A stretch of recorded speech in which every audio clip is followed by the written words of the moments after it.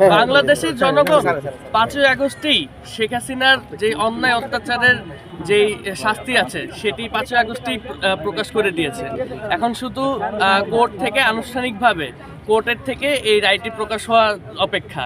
এবং ৫ই আগস্টে যে রায় জনগণ দিয়েছে সেই রায় অনুযায়ী আমরা আশা করছি কোর্ট থেকে যেই রায়টি আছে সেই রায়টি প্রকাশ হবে এবং শেখ হাসিনা যে অত্যাচার করেছে তার জন্য তাকে একবার না হাজারবারও যদি মৃত্যুদণ্ড দেওয়া হয় তাহলে সেটিও তার জন্য কম হবে।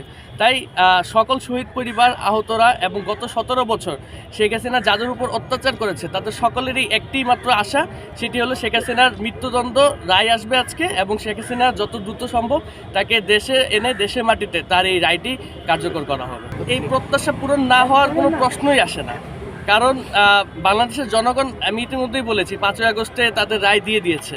তো যতই ষড়যন্ত্র হোক না কেন এই প্রত্যাশা পূরণ না হওয়ার কোনো প্রশ্নই এই বাংলাদেশের মাটিতে আসে না।